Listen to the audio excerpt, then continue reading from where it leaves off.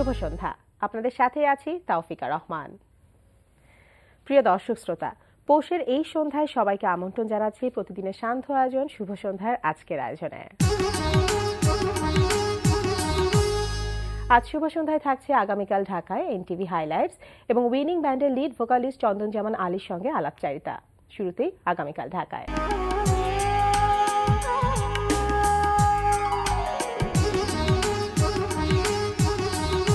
আগামীকাল ঢাকায় জানিয়ে দিচ্ছি বাংলাদেশ সাংস্কৃতিক উৎসবের সময়সূচি। বাংলাদেশ শিল্পকলা একাডেমির আয়োজনে একাডেমির নন্দন মঞ্চে অনুষ্ঠিত হচ্ছে বাংলাদেশ সাংস্কৃতিক উৎসব। প্রতিদিন 4টি জেলার সাংস্কৃতিক পরিবেশনা থাকবে। 64টি জেলা শিল্পকলা একাডেমির সাংস্কৃতিক পরিবেশনায় উৎসব চলবে 18 জানুয়ারি পর্যন্ত। এবার চলতে থাকা প্রদর্শনী ও মেলার সময়সূচি। গুলশান বেঙ্গল আর্ট লাউঞ্জে প্রদর্শিত হচ্ছে চিত্রশিল্পী তৈয়বা বেগম লিপি চিত্রকলা প্রদর্শনী নো ওয়ান হোম। প্রতিদিন দুপুর 12টা থেকে রাত 8টা এই সময় প্রদর্শনী চলবে 9 জানুয়ারি পর্যন্ত। ডেইলি স্টার বেঙ্গল আর্ট প্রিসিংটে অনুষ্ঠিত হচ্ছে শিল্পী দিলারা বেগম জলি শিল্পকর্ম প্রদর্শনী অমরার আখ্যান। দুপুর 12টা থেকে রাত 8টা এই সময় প্রদর্শনী চলবে 9 জানুয়ারি পর্যন্ত। এবার এনটিভি হাইলাইটস।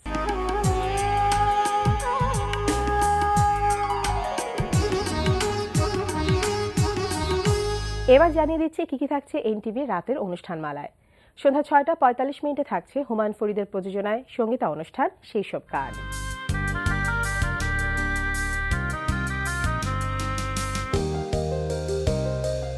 রাত 8টা 20 মিনিটে দেখবেন রান্না বিষয়ক অনুষ্ঠান টুডেস কিচেন।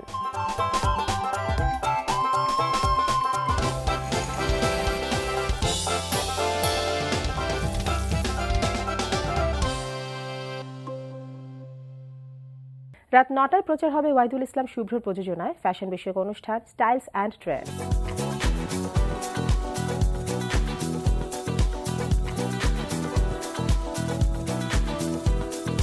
রাত 9টা 40 মিনিটে দেখবেন হিমেল আশরাফের পরিচালনায় ধারাবাহিক নাটক একদিন ছুটি হবে। নীলাকে বিয়ে করা সম্ভব না বাবা।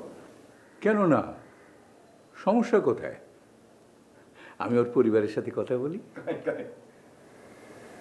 না বাবা, নীলা আসলে মামির মতো, মানে কোনো কিছু দিয়েই ওকে খুশি করা যায় না। মানে আমি দেখা গেল যে নীলাকে বিয়ে করলাম আর বাকিটা জীবন মামার মতো করে কাটাতে হলো আমার।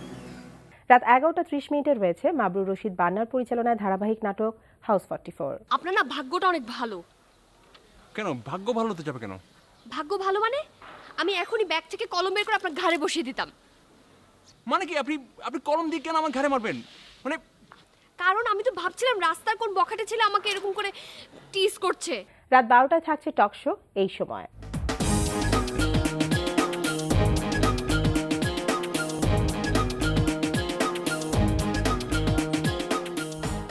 এই ছিল এনটিভির অনুষ্ঠানমালার হাইলাইটস। এবার আলাপচারিতা।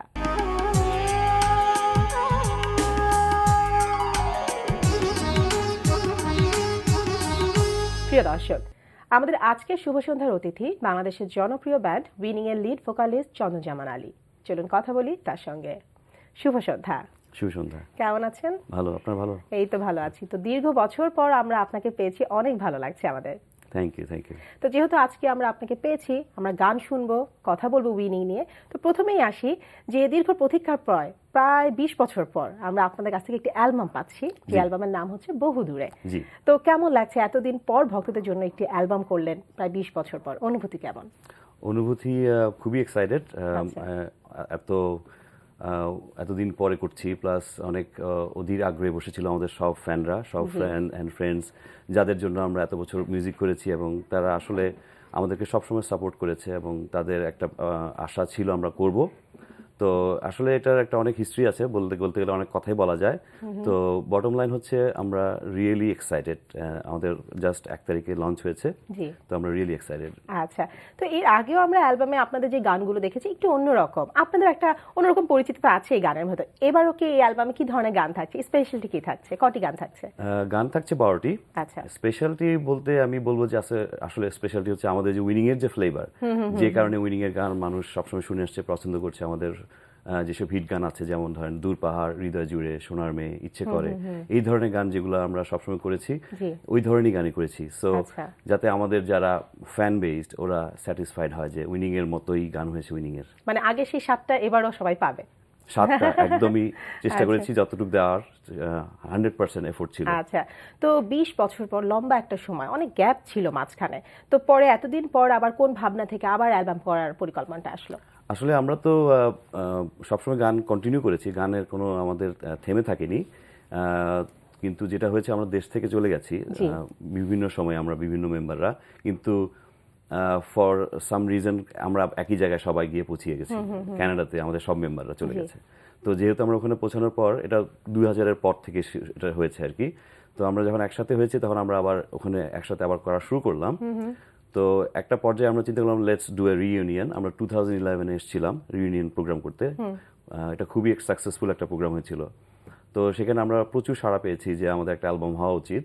তো সেই 2011-এ অ্যাকচুয়ালি আমরা ডিসিশনটা নেই যে আমরা একটা অ্যালবাম করব। তো আচ্ছা। তারপর থেকে কাজটা শুরু হয়। তো এই অ্যালবামে কি আপনি একাই গান করছেন নাকি আরো কেউ আছে? না, একা করছি না, আমি করছি, আর আমাদের যে ফাউন্ডিং মেম্বার রঞ্জন ভাই, উনিও করছে। আমাদের ফার্স্ট অ্যালবামে যেমন ছিল আমি এবং রঞ্জন, আমাদের দুজনেরই ভোকাল ছিল। এবারও সেই এবারও দুজন মিলে করছেন। একদম প্রথম অ্যালবামের মতো মতো ওই করে, একটা আচ্ছা। ফ্লেভার দেওয়ার চেষ্টা আর কি। আচ্ছা, ঠিক আছে, তাহলে একটা গান আমরা শুনে ফেলি এই অ্যালবাম থেকে। এই অ্যালবাম থেকে জি। আছে।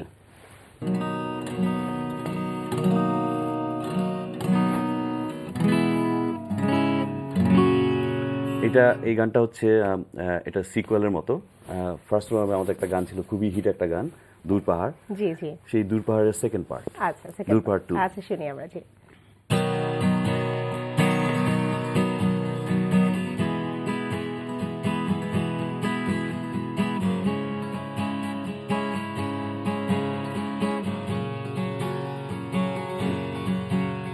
সেই মেয়েটি নেই দূর পাহাড়ের ধারে, সেই মেয়েটি নেই নিঃসঙ্গ একা, সেই মেয়েটি নেই দূর পাহাড়ের ধারে, সেই মেয়েটি নেই নিঃসঙ্গ একা।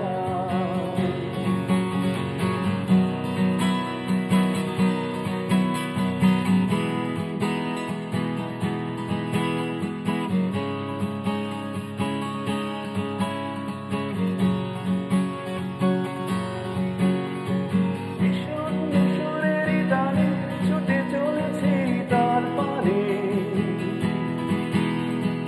কেউ নেই নেই কেউ নেই শূন্য পাহাড়। বিষণ্ণ সুরের তালে ছুটে চলেছে তার পানে, কেউ নেই নেই কেউ নেই শূন্য পাহাড়। সেই মেয়েটি নেই দূর পাহাড়ের ধারে, সেই মেয়েটি নেই নিঃসঙ্গ একা।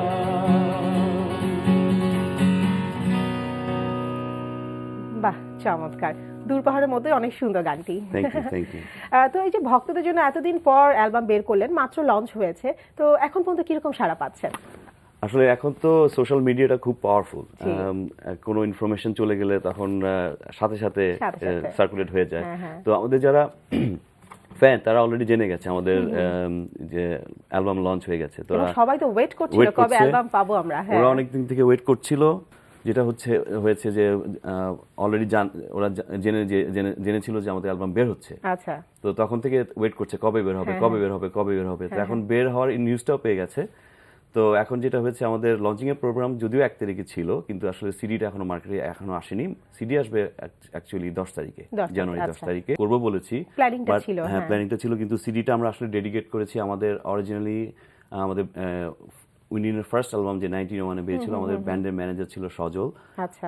সেই ম্যানেজারের ছেলে আমাদের ছেলে সারার, সে আমাদের মাঝে আর নেই। আচ্ছা। তো তাকে আমরা ডেডিকেট করেছি আর কি। আচ্ছা। আচ্ছা। তো এটা হচ্ছে তার ছবি, এখানে আমরা দিয়েছি। আচ্ছা। আর অ্যালবামে আমরা কাজ করেছি মেইনলি আমরা 3 জন। আমি, রঞ্জন ভাই ড্রামস এন্ড ভোকাল, আমি হচ্ছি গিটার, ভোকাল আর কিজ, আচ্ছা। আর শেলি ভাই হচ্ছে বেইজে। আর আমাদের এই সিডির যে ফিজিক্যাল সিডি এটা স্পন্সর করেছে বেলিসিমো আইসক্রিম। আচ্ছা, তো জানুয়ারির 1 তারিখে সব রিটেল স্টোর যেখানে বেলিসিমো আইসক্রিম ডিস্ট্রিবিউশন হয় সব জায়গায় পাওয়া ওখানে যাবে। পাওয়া যাবে। আচ্ছা, মানে সিডি নিয়ে আমরা মোটামুটি ডিটেলস জেনে গেলাম। আচ্ছা, তো উইনিং এর বয়স তো প্রায় 33 বছরের মতো, সে 80 বা 82 এরকম থেকেই এই উইনিং এর জন্ম আমরা যেটা জানি। তো প্রথম কবে এবং কিভাবে কতজন মিলে আপনারা উইনিংটা শুরু করেছিলেন সেই গল্পটা আমরা একটু শুনি, শুরুর গল্পটা। হ্যাঁ, উইনিং এর ইতিহাস তো অনেক লম্বা। জি। তো আমি প্রথমে ছিলাম না উইনিং এর, যখন জন্ম হয়েছে 1983-তে, তখন ফাউন্ডিং মেম্বার ছিল অনেকেই। আপনারা চিনবেন Haidar Hossain, one of the founding member, Ranjan, Shelly, Babu, এনারা হচ্ছে ফাউন্ডিং মেম্বার। এনারা অরিজিনালি আমাদের যে রক সম্রাট আজম খান ওনাদের সাথে বাজাতেন এনারা। তো একসময় ওনার থেকে বের হয়ে এসে একটা ব্যান্ড ফর্ম করেন। তো তখনও নাম ছিল না ব্যান্ডের। ব্যান্ড ফর্ম করে গান টান করে তারপরে একসময় টিভিতে গান দেওয়ার সময় তখন বললো যে আমাদের তো একটা নাম দেওয়া দরকার। তখন তাড়াহুড়া করে একটা দেওয়ার মতো একটা নাম দিলেন, উইনিং। আচ্ছা, সেই উইনিং থেকেই যাত্রাটা শুরু হয়। হ্যাঁ। তো আমি এক সময় আমি তখন গান টান যখন করিয়ে যখন একটা লাইমলাইটে আসলাম, তখন উইনিং এর সদস্যরা আমাকে পিক করলো। সেটা হচ্ছে 1986-87 এর দিকে। আচ্ছা, আচ্ছা। তখন থেকে আমার উইনিং এর সাথে যাত্রা।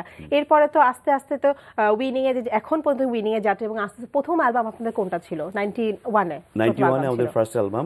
অ্যালবামের টাইটেলের নাম হচ্ছে উইনিং। আচ্ছা। কোনো অন্য কোনো নাম ছিল না। হ্যাঁ। তো সেই ফার্স্ট অ্যালবামে ছিল 12টা গান। 12টা গানের মধ্যে ছিল যে হৃদয় জুড়ে, সোনার মেয়ে, দূর পাহাড়, মানে বেশ জনপ্রিয় গান কিন্তু আমরা মন কি আপনাদের যে কাছ থেকে চায়। পেয়েছি। হ্যাঁ, সব হিট গানগুলো, যেমন মন কি যে চায়, আচ্ছা, তারপরে নীল চোখ, এগুলো সব হিট গান ফার্স্ট জি। অ্যালবামে। এরপর বাংলাদেশ থেকে পরে আপনারা একজন করে কানাডায় চলে গেলেন। এখন আপনারা সবাই ওখানে আবার উইনিং এর একটা আবার টিম হয়ে গেল, উইনিং নিয়ে আপনারা ওখানে এখন কাজ করছেন। তো কানাডায় এখন আপনারা কি করছেন, কি অবস্থা এখন উইনিং এর? কানাডায় বেসিক্যালি তো আমাদের বাংলাদেশের মতো এত অপশনস নাই, যে স্টুডিও, লাইভ কনসার্ট, এত অপশনস নাই। বাংলাদেশের যারা বাংলাদেশের প্রবাসী বাঙালি যারা, তাদেরকে আমরা গান শোনাই বেসিক্যালি। তবে এখন অনেক বাঙালি থাকে নর্থ আমেরিকাতে। জি। অনেক সময় ফিল করি যে বাংলাদেশের বাইরে নাই আসলে, এত বাঙালি থাকে। সো আমাদের মেইন অ্যাক্টিভিটি হয় ওই বাঙালি কমিউনিটির মধ্যেই আমরা প্রোগ্রাম করি। তবে এই টিভির কোনো প্রোগ্রাম এই ধরনের হয় না। সেই কারণেই যখন দেশে আসি তখন এই টিভিতে আমাদের এই প্রোগ্রামগুলো হচ্ছে। আচ্ছা, তো বাংলাদেশে যখন শো করতেন, এখন কানাডায় শো করছেন, অবশ্যই বাংলাদেশকে মিস করেন। কোন জিনিসটা বেশি মিস করে থাকেন? আসলে মিস করা তো শেষ নাই। বাংলাদেশের যেমন একটা প্রোগ্রাম যখন হয়, সেই প্রোগ্রামগুলোতে যে অ্যারেঞ্জমেন্ট থাকে, হ্যাঁ, একদম বিগিনিং থেকে শেষ পর্যন্ত, সেই অ্যারেঞ্জমেন্টগুলো তো আর বিদেশে পাওয়া যায় না। বিদেশে অলমোস্ট সবকিছু নিজেকে করতে হয়। সাউন্ডের জন্য যে সাউন্ড সিস্টেমের যে অ্যারেঞ্জমেন্ট এখানে আছে, যাদেরকে সাথে কাজ করি তারা হচ্ছে বন্ধুর মতো। ওখানে সাউন্ড সিস্টেম যারা, তাদেরকে হয়তো চিনি না, তারা হচ্ছে প্রফেশনাল, হ্যাঁ, ওখানকার লোক, হ্যাঁ, তাদেরকে বুঝাতে হয়। তারপরে ইভেন কোনো যদি স্টুডিওর ব্যাপার থাকে, স্টুডিও রেকর্ডিং এর, যেমন আমাদের মিক্সিং এর মাস্টারিং করব, মানে মিস করার মতো আসলে অনেক কিছুই আছে। আচ্ছা, তো আজকে আমরা যেহেতু শেষ পর্যায়ে চলে এসেছি, আপনার অনেক জনপ্রিয় গান আছে, তার মধ্যে একটি গান দিয়ে আজকে আমরা অনুষ্ঠান শেষ করতে চাচ্ছি। কোন গানটা শুনবো? আমরা যেহেতু দূরপাহাড় 2 দিয়ে শুনলাম, দূরপাহাড় 1টাই শুনি। ঠিক আছে, অবশ্যই। জি, শুনি।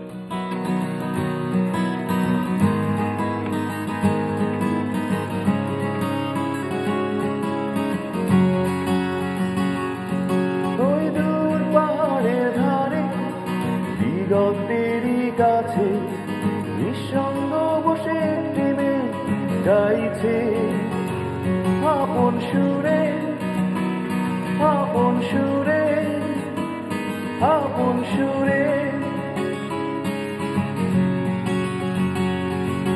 ওই দূর পাহাড়ের ধারে দিগন্তেরই কাছে নিঃসঙ্গ বসে টিমে গাইছে আপন সুরে, আপন সুরে, আপন সুরে।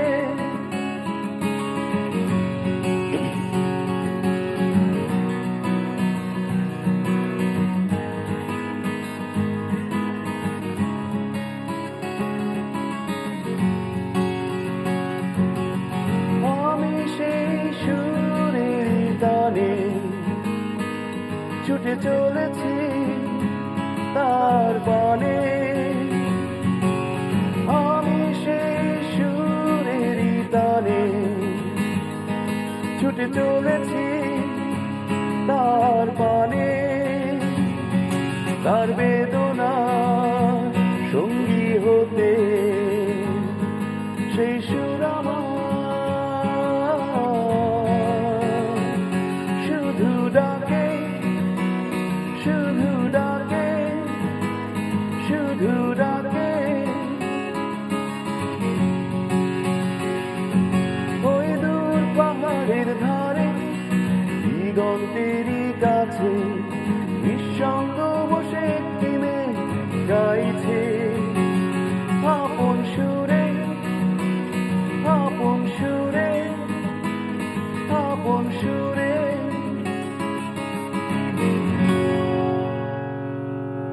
চমৎকার, যতবার শুনি ততবার ভালো লাগে গানগুলো। thank you. কথা বলে অনেক ভালো লাগলো। আশা করছি আবারও বারবার আপনারা বাংলাদেশে আসবেন এবং অনেক সুন্দর সুন্দর গান আমাদেরকে উপহার দিবেন। অবশ্যই অবশ্যই চেষ্টা শুভ করব। সন্ধ্যা আসার জন্য অনেক অনেক ধন্যবাদ। অনেক অনেক ধন্যবাদ আপনাকেও।